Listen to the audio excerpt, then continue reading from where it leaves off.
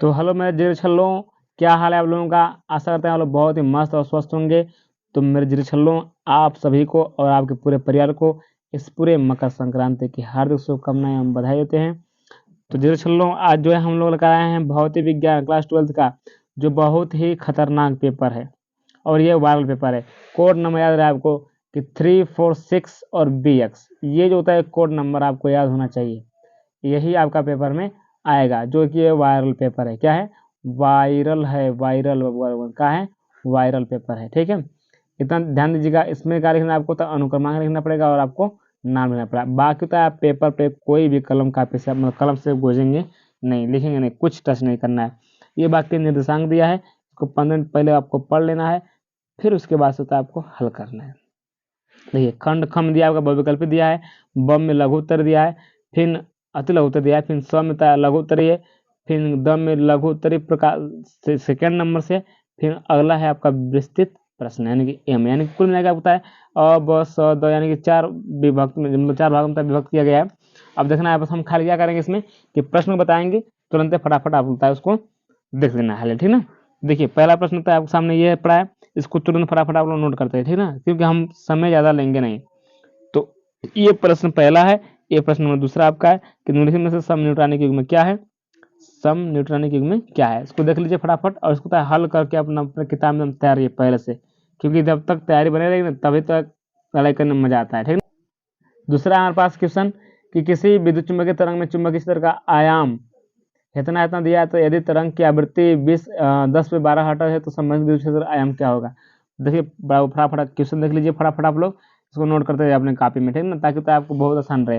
अगला क्वेश्चन आपके सामने है, इसको भी आप लोग फटाक से नोट करते रहिए एकदम धड़ाधड़, क्योंकि टाइम का बहुत अहमियत होता है आप लोग। ठीक ना, तो इसलिए इसको नोट कीजिए फटाफट। ठीक, उसके बाद अगला ये क्वेश्चन है, इसको भी आप तुरंत फटाक से नोट कीजिए। देखिए यदि आपको लग रहा है कि हम तेजी कर रहे हैं तो उसको वीडियो को आप लोग पॉज करके होता है आप लोग तुरंत आराम से काम कर सकते हैं। ठीक है, बाकी जो है आगे है आपके सामने, ये देखिए ये किरचॉफ दिया है ना, किरचॉफ मतलब किरचॉफ का नियम। ठीक ना, किरचॉफ का नियम है, पूछा है बाबू। ठीक ना, देख लीजिए फटाफट क्वेश्चन को लिखते रहिए आप लोग एकदम फटाफट।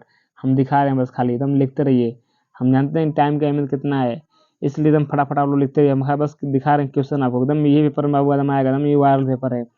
ठीक ना, एकदम देखते रहिए बढ़िया से एकदम इसको। जो चीज़ ना समझ में आए तो उसको तुरंत वीडियो तक पॉज कर दीजिएगा और उसको फटाक से कर लीजिएगा। ठीक ना, ये पूरा ये सब ये हाँ ये पूरा एकदम पूरा नोट करना है भैया लोगों, एकदम पूरा नोट करते रहिए एकदम पूरा। ठीक है, एकदम पूरा नोट करते रहिए इसको एकदम फटाफट फटाफट फटाफट फटाफट फटाफट फटाफट फटाफट फटाफट। ठीक है, तो एंड गेट में संगीतांकी चित्र की सहायता से इसकी सत्यता सारणी बनाना है इसमें। ठीक ना, तो एंड गेट क्या होता है? तो गेट 3 होते हैं बाबू लोगों, एक और गेट, एक नॉट गेट और एक होता है एंड गेट। ये होता है आपको तीनों गेट होता है आपको पढ़ना है। ठीक ना, और गेट, नॉट गेट और एंड गेट। तो आपका कौन पूछा है कि एंड गेट को पूछना है। ठीक ना, अब बताए एक वीडियो हम लेकर आएंगे जो तीनों होता है गेट को हम बता देंगे इसमें कौन कौन गेट आता है। ठीक ना, उसके बाद आपका अगला क्वेश्चन है, देखिए फटाफट 10 ओम प्रतिरोध की तार को खींचकर इसकी लंबाई 3 गुनी की जाती है। अब इस तार को 3 बराबर हिस्सों में काट कर चित्रानुसार बेस पर जोड़ा जाता है, तब ए और बी के बीच संयोजन का कुल प्रतिरोध ज्ञात कीजिए। अब देखिए इतना लंबा तार है तो उसको 3 भागों में बांटना है फटफट। ठीक ना, बांटने के बाद उसको आता है संयोजन ज्ञात करना है, कितना आ रहा है कितना नहीं आ रहा है। ठीक ना, उसको हल कर लेंगे, हल करने के बाद आपका तुरंत आंसर आ जाएगा।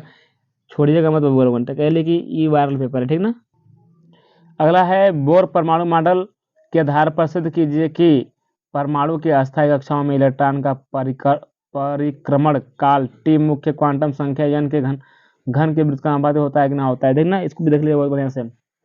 प्रश्न होता है हमारे लिए पढ़ रहे हैं आपका समय जायज न करें, सिर्फ आप प्रश्न उतारते रहिए बराबर से। ठीक ना, उसको फिर हल कर लीजिएगा आप लोग।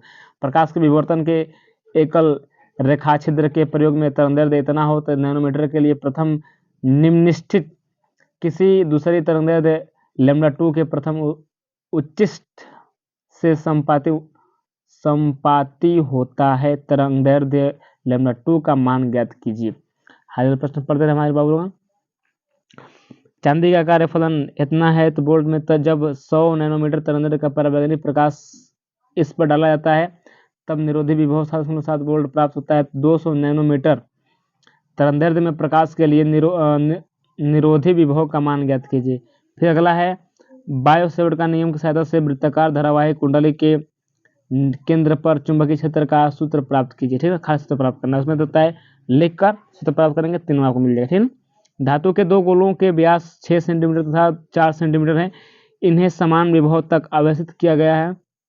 गोलों के आवेश के पृष्ठ घनत्वों का अनुपात कितना होगा, उसको ज्ञात करना। ठीक है, अगला दिया है चित्र साथ दिया है कि चित्र में दिखाए गए समांतर प्लेटों संधारित्र की धारिता का सूत्र ज्ञात कीजिए। प्लेटों का क्षेत्रफल ए तथा प्लेटों के बीच परावैद्युत पट्टिकाओं की मोटाई क्रमशः डी व D2 है तथा उनके परावैद्युतांक क्रमशः K1 तथा K2 है, तो इसमें क्या होगा। ठीक ना, अगला है क्वेश्चन और इसका 5 का ख है कि एक धातु के छड़ PQ जिसकी लंबाई 1 मीटर है, 4 टेस्ला के एक समान चुंबकीय क्षेत्र में 2 मीटर प्रति सेकंड के एक समान चाल से गतिमान है। 1 माइक्रोफैराड धारिता के संधारित्र को चित्रानुसार जोड़ा गया है।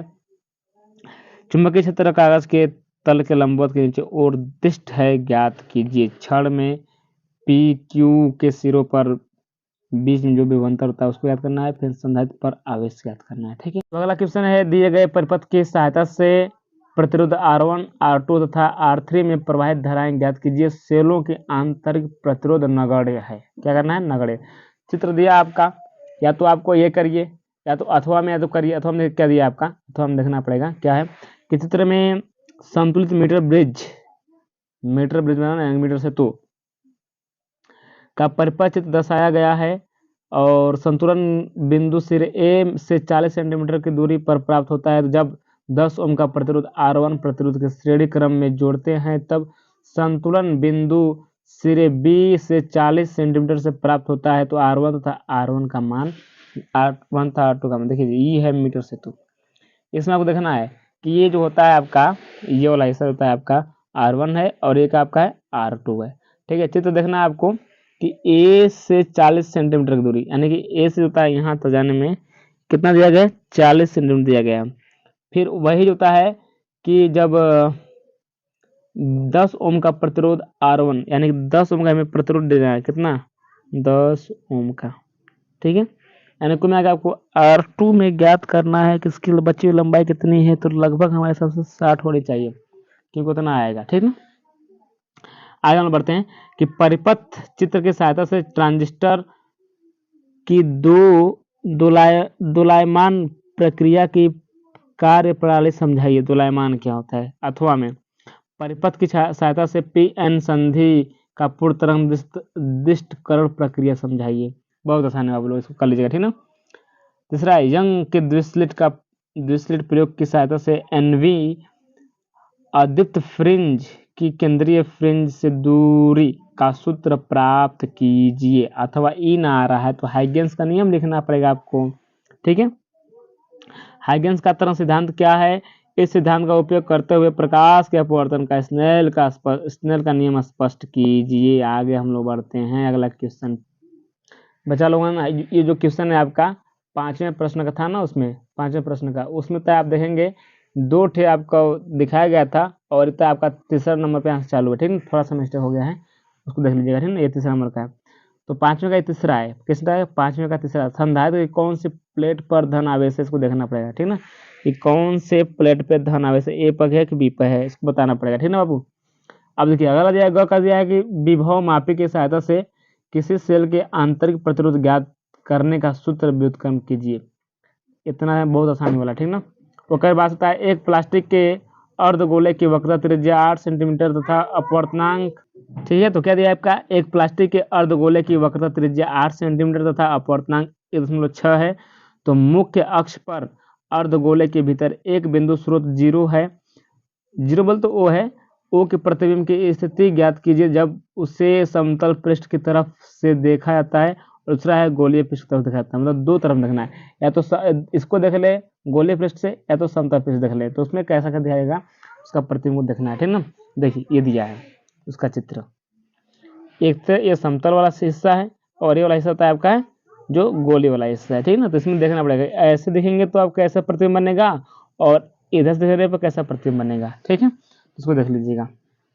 अथवा यदि ये नहीं आ रहा है तो आपको ये लगाना पड़ेगा। देखिए एक दूरदर्शी के अभिदर्शक व नेत्रिका लेंसों की फोकस दूरियां क्रमशः 15 सेंटीमीटर व 1.5 सेंटीमीटर है, तो इसे अभिदृश्यक से 3 मीटर दूर स्थित एक वस्तु के लिए फोकसित किया जाता है। तो यदि वस्तु का अंतिम प्रतिबिंब स्पष्ट दृष्टि की न्यूनतम दूरी पर 25 सेंटीमीटर से बने तो अभिदृश्यक व नेत्रिका लेंस की दूरी ज्ञात कीजिए। ठीक है। अगला ट्रांसफार्मर का सिद्धांत क्या है? ऊंचाई ट्रांसफार्मर का परिपथ चित्र बनाकर उसकी कार्यविधि का सचित्र वर्णन करना है अवलोकन। ठीक है। आगे बढ़ते बस ये जो है हमारा लास्ट क्वेश्चन है कि दिए गए प्रत्यावर्त धारा परिपथ से ज्ञात कीजिए कि प्रेरकीय तथा धारितीय परिघात क्या है। फिर अनुनाद की दशा में अनुप्रयुक्त वोल्टता की आवृत्ति क्या है। फिर अनुनाद की स्थिति में परिपथ की प्रतिबाधा क्या है। तो ये रहा आपके पास चित्र, इसको देखकर आप लोग बढ़िया से हल कर लेंगे। ठीक है। बस हमारे पास लास्ट क्वेश्चन बचा है अथवा में कि फैराडे के विद्युत चुम्बकीय प्रेरण के नियम क्या हैं। 100 टेस्ला के चुंबकीय क्षेत्र के लंबवत तल में एक तार को 10 सेंटीमीटर त्रिज्या वाले वृत्त के रूप में रखा जाता है। तो यदि इस तार को 0.1 सेकेंड में खींचकर उसी तल में वर्गाकार रूप से दिया जाए तो लूप में उत्पन्न औसत प्रेरित विद्युत वाहक बल ज्ञात कीजिए। ये रहा पूरा आपका क्वेश्चन। क्या रहा आपका पूरा क्वेश्चन। अब देखिए क्वेश्चन जो है आपको तो मिल गया है, अब इसको हल करना है।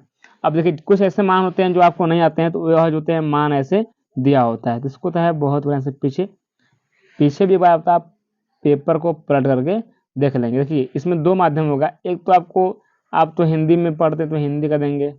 ठीक है। कुछ होते हैं इंग्लिश का जो अप्लाई किए हैं तो इंग्लिश में देंगे, तो हमने इंग्लिश को तो नहीं लेकर आया, बस खाली क्या दिखाया आपको, हिंदी को ही हमने दिखाया, क्योंकि हिंदी तो है मोस्ट इम्पोर्टेंट हमारे लिए। क्योंकि भैया लोग हम लोग यूपी बोर्ड वाले ना हैं, तब यूपी बोर्ड वाले हैं तो समझ लीजिए दिक्कत है ना हम लोगों को। ठीक है। तो फिर मिलेंगे आपको एक नए ढाका वीडियो के साथ में, और ऐसे ही मिलेंगे आपको। ठीक है। तब तक के लिए बाय बाय बच्चों।